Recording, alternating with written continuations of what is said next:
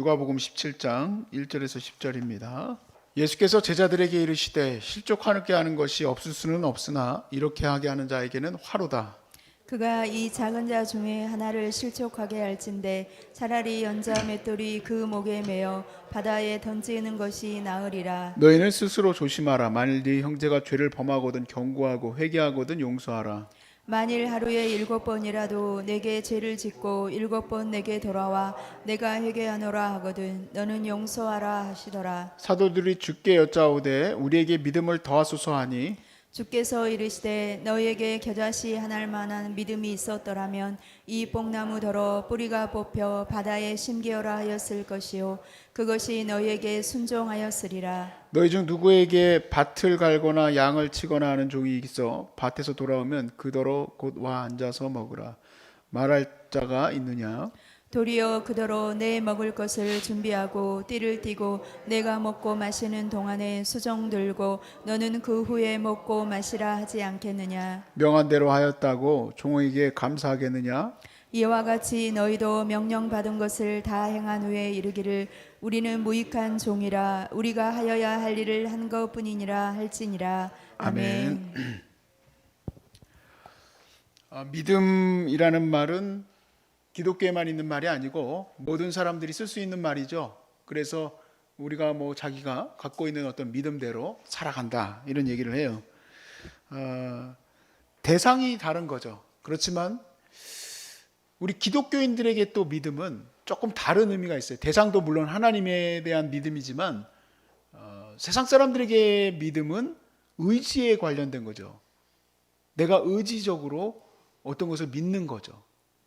그렇지만 오늘 본문에도 나오지만 그리스도인들의 믿음은 하나님이 주시는 선물인 거예요. 내가 어떤 것을 믿게 하려고 내가 믿음을 가지려고 예수 믿는 믿음을 갖기 위해서 부처님처럼 여러분이 면벽 수행할 필요가 없어요. 믿음을 하나님이 주시는 거예요. 제가 어느 날 한 3일 전인가 4일 전인가 이렇게 내려가면서 그런 생각을 했어요. 예수 믿는 게 참 중요한데 교회는 왜 그렇게 문턱이 낮을까? 이 사람 저 사람 아무나 다 그냥 예배드리게 하고 그래서 문제도 많이 일어나지 왜 믿음이 이렇게 쉽게 문이 열려 있을까? 생각을 해봤었어요. 그냥 그때는 그게 교회지 하면서 이제 왔지만 오늘 다시 말씀 보면서 제 마음에 그렇구나. 믿음은 하나님이 주시는 선물이기 때문에 우리가 이렇다 저렇다 누가 더 믿음이 높다 낮다 얘기할 수가 없는 것은 하나님이 주신 선물이에요. 그래서 그리스도인들의 믿음은 내 의지적으로 예수 믿었다라고 자랑하지 못하게 한다는 거예요. 바울이 고백하기를 하나님이 왜 믿음으로 구원을 얻게 했을까? 그것은 아무도 구원으로 자랑하지 못하게 하려고 믿음은 선물로 주셨다라고 얘기했습니다. 그래서 우리 예수 믿는 사람의 믿음은 세상 사람들이 믿는 그 믿음과는 달라요. 믿음을 자기 신의, 믿음을 자기 의지 이렇게 얘기하지 않습니다. 우린 믿음은 은혜, 믿음은 선물 이렇게 바라보는 거죠. 오늘 본문의 5절 말씀으로 바로 넘어가서 얘기를 나누고 싶은 부분은 제자들이 그래서 예수님께 우리에게 믿음을 더해달라고 부탁을 합니다. 예수님께서 믿음을 더해달라고 부탁한다는 것 자체가 이미 하나님이 주시는 은혜이기 때문에 그래요. 자기들의 믿음도 예수님처럼 좀 그렇게 나타나고 싶은데 그게 안 되는 거예요. 우리도 믿음을 좀 더해 주십시오.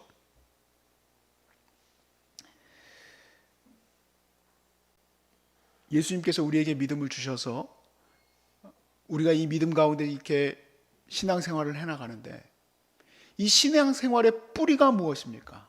제가 주일에도 말씀을 나눴지만 이 신앙생활의 뿌리는 예수 그리스도께서 날 위해서 죽으신 그 죽으심, 그 십자가 그게 우리 예수 그리스도를 믿는 사람들의 믿음의 뿌리예요. 이게 흔들리면 절대 안 된다 말씀을 드렸어요. 이걸 흔드는 이단들은 전부 우리 행위에 대해서 흔들어 놔요. 너 그렇게 믿어가지고 하나님 나라에서 정말 주의 백성이라 할 수 있느냐? 지금 현재의 교회의 모습이 하나님의 백성이라 할 수 있느냐? 어떤 나타난 모습들을 가지고 우리를 흔들어요.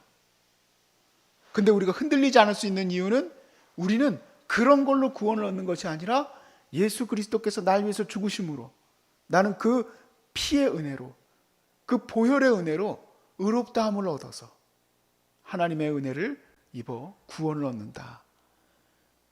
이 말이 바로 하나님께서 우리를 향한 사랑을 확증하신 거예요.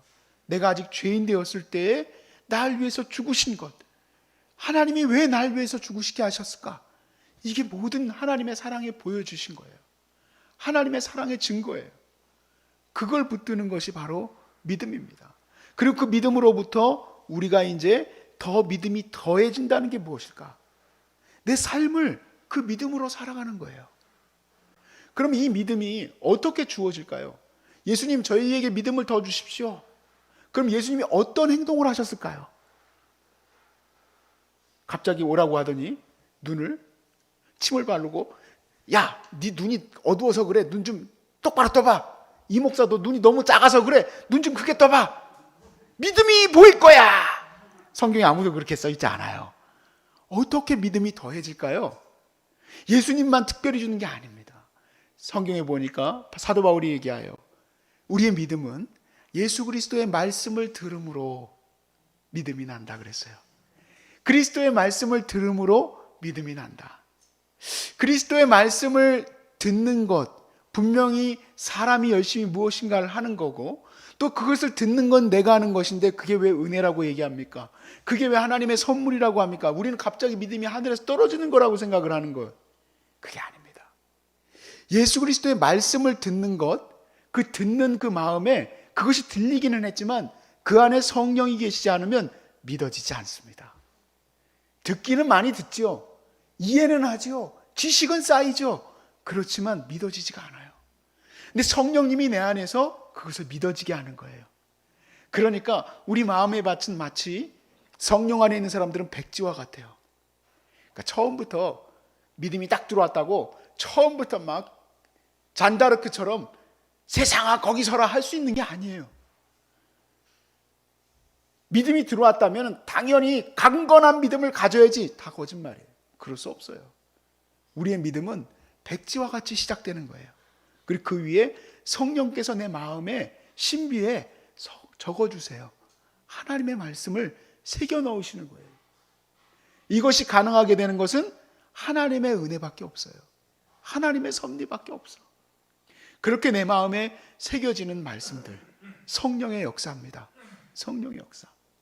말씀이 내게 주어지는 거예요. 약속이 내게 주어지는 거예요. 그래서 그리스도인들의 믿음은요, 금나라 뚝딱 은나라 뚝딱 같이 믿는 자는 하지 못할 것이 없다. 가끔 가다가 기업 경영인들이 써놓은 책을 보고 은혜 받는 사람들이 있어. 이게 믿음이지. 이야, 정주영 회장 자네 해봤어? 그래 맞아. 이게 믿음이야. 그 믿음하고 달라요. 그건 자기 신념이에요. 자기 의지. 물론 그분 대단하신 분이지만 그 의지를 얘기하는 게 아니에요. 그리스도인들의 믿음은 뭐냐면 약속의 말씀을 들음으로 믿음이 난다 그랬죠. 즉 우리의 믿음은 말씀이 이루어질 것을 믿는 거예요. 그러니까 내가 마치 부적을 갖다 가져다 놓은 것처럼 성경을 딱 가지고 가지고 내 딸이 시집 갈 줄로 믿습니다. 내 딸이 시집 갈 줄로 믿습니다. 안 가요. 지가 안 간다 그러면. 제일 이상한 게 고3 수험생들을 위한 수능 시험 기도회. 미리 좀 기도 좀 하지. 그동안 기도도 안 하고 그날 그냥 아침부터 저녁까지 같이 기도회를 해. 걔가 공부 안 했으면 대학 못 가요. 우리 어머니는 나를 위해서 기도 안 했어 그날 수능 기도회 때. 그리고 나중에 목회할 때는 나보러 하래. 그런 어폐가 어딨냐고. 아이 다 성도들을 위해서 하는 거라고. 그래요. 저는 다행이에요. 아마누를 돌다 보니까 제가 그거 되게 이상하게 생각하는데 저는 이제 죽을 때까지 수능 기도회는 안 합니다. 수능 기도회는 안 해요. 자, 우리가요 이런 믿음을 갖고 있어요. 이상한 믿음이에요. 한국 사람들 특히. 이걸 제가 말씀드리는 게 아니라 제가 유학할 때 한 논문을 읽게 됐는데 특히 이 아시안인들은 그런 믿음이 있어요. 코케이시언은 안 그래. 그 백인들은 안 그런데 우리는 뭔가 이 성경이 부족 같아. 그래가지고 이걸 붙들고 있으면 애가 붙을 것 같고, 이걸 붙들고 있으면 내 딸이 시집 갈 것 같아. 제가 다시 한번 못 박을게요. 지가 열심히 노력 안 하면 시집 안 가요. 꿈 깨세요, 빨리. 똑같이 병 고치는 것도 그래요. 병 고치는 것도, 여러분 열심히 노력 안 하면 병 고쳐져요? 그러지 좀 마세요. 그러지 좀 마셔. 하나님이 고치실 거라고 하고 기도만 하고 있어. 좋은 것도 잘 드셔야 되고 항암도 해야 돼요. 열심히 치료해 가야 돼. 그래도 될까 말까 해. 그럼 하나님이 하는 게 뭡니까? 그게 무슨 믿음입니까? 믿음 있는 사람이 그래서 해야 되겠습니까? 약속의 말씀이 우리에게 하신 말씀을 다시 한번 붙들라는 얘기예요. 그리고 그 약속대로 우리는 나아가는 거예요. 자, 이렇게 생각하시면 되겠습니다. 다니엘이 하나님의 약속을 붙들고 한 것은 자기가 사자굴에 들어가도, 자기가 사자굴에 들어가도 다니엘이 사자에게 안 먹히다는 걸 붙들고 들어간 게 아니에요. 사자굴에 들어갈 때에 하나님이 지켜주실 수도 있으나 나는 약속의 말씀을 붙들고 그냥 나는 우상 숭배하지 않고 그냥 들어가겠다라는 거예요. 살려주신 건 하나님이지만 약속을 붙든다는 건 내가 어디 들어가도 산다는 얘기가 아니에요. 병든 자도 하나님이 고쳐주실 것이라는 말씀을 붙들고 여기서 기도하고 있는 거지, 내가 이거 무조건 기도만 하면 낫는다 그런 얘기는 아니에요. 분명히 주님은 우리에게 약속하시기를 기름을 바르고 그렇게 했어요. 제가 늘 말씀드리지만 이 기름을 바르고는 그 당시의 사람들에게는 약이에요. 뭔가 의료적인 행위예요. 그들이 갖고 있는 의료적인 행위가 하나님 보실 때는 미천하고 아주 낮은 부분이지만 그래도 그것을 하나님이 그 도구를 사용하셔서 이루실 것을 믿고 그저 간절히 기도하며 나가는 것밖에 없는 거죠. 근데 믿음이 없는 사람은 어떻게 합니까? 오늘 이 치료를 해가는 가운데 계속 오르락내리락 하는 것은 내 병이 좋아졌다 나빠졌다가 아니에요. 그게 믿음의 결과가 아니라, 믿음의 결과의 모습은 뭐냐면 내 몸이 이렇게 비록 힘들어졌어도 나는 여전히 하나님 사랑합니다. 하나님 나를 사랑하십니다. 그게 믿음이 크다는 얘기예요. 믿음이 커야지만 병이 난다는 그 이퀄 관계는 그건 잘못된 생각이에요. 특히 그 아시안 사람들이 갖고 있는 문제예요. 믿음이 크다는 거는 내 이 상황을 어떠한 상황에서든 하나님을 사랑하는 그 마음, 로마서 8장의 말씀이 내 안에서 이루어지는 거예요. 높음이나 낮음이나 크거나 작은 거 어떠한 피조물도 하나님의 사랑에서 나를 끊을 수 없다. 마침내 하나님, 내가 이 모든 것, 특히 바울이 고백하듯이 사망아 너의 쏘는 것이 어디 있느냐, 죽음까지도 나를 위협할 때에도 하나님은 나를 사랑하십니다. 하나님은 나를 사랑하십니다라는 고백으로 나가는 게, 그게 그리스도인의 믿음이에요. 그리스도인의 믿음은 도깨비 방망이가 아니에요. 다 잘 된다는 게 아니에요. 다 잘 된다고 하니까 자꾸 무당인지 예수 믿는 건지 헷갈리니까 나중에 무당한테 가버리지. 병 걸릴 수 있습니다. 하나님 사랑하셔도 병 걸릴 수 있고, 하나님 사랑하셔도 여러분 악창도 나고 문제도 생기고 어려움도 당할 수 있어요. 근데 예수 믿는 굳건한 사람들은 하나님의 약속의 말씀을 붙들고 하나님이 나를 여전히 사랑하신다, 그 믿음으로 나아갈 수 있다는 거예요. 그 믿음으로. 여러분 이 믿음을 가져야 되겠죠? 이 믿음을 가지시길 주 이름으로 축복합니다. 근데 이 믿음을 갖게 하려면 그 기초인 그 뿌리를 예수 그리스도를 붙든 그 믿음 안에 서게 해야 하는데, 이거를 잘 붙들어가게 하려면 예수님의 말씀을 전해야 되는데 겨우겨우 이제 막 그 말씀을 먹이고 또 그리고 잘 키워나가요. 그런데 웬 어떤 이상한 분이 와가지고는 그 꽃밭을 다 짓밟아 버려. 그 하나님이 기뻐하실까요? 안 기뻐하실까요? 안 기뻐하셔요. 그래서 오늘 말씀에 1절로 다시 돌아가시면 지극히 작은 자 하나, 그를 실족해 한 자는 차라리 죽는 게 낫다. 이게 무슨 말일까요? 그의 믿음의 뿌리를 짓밟아 버린 것. 실족하게 했다는 게, 여러분 우리가 자주 그러잖아요. 나 실족했어.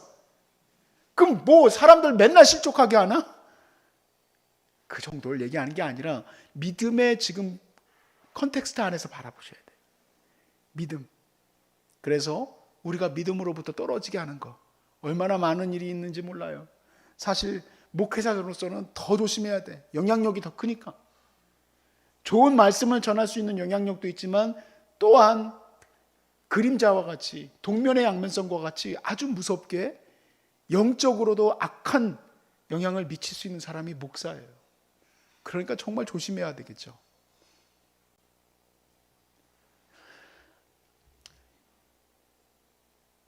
어떤 면에서 보면 우리는 사람을 실족하게 할 수밖에 없는 그런 미약하고 연약한 존재예요.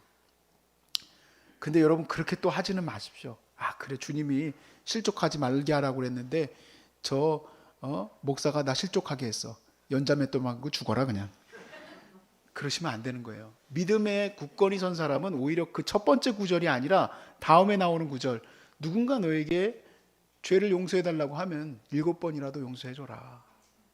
우리는 용서해 주는 거예요. 우리는 예수 믿는 사람은. 아멘이시죠? 이건 처음 믿는 사람들을 우리는 그렇게 하지 말라는 얘기지, 그거를 또 자기한테 대입해가지고 완전히 가시돋친 그 고슴도치처럼 나 실족하기만 해봐, 다 갖다 다 죽어버려. 그러면 안 된다는 얘기예요. 우리는 오히려 다 품어줘야 돼. 왜냐하면 그들이 다시 세워질 수 있도록.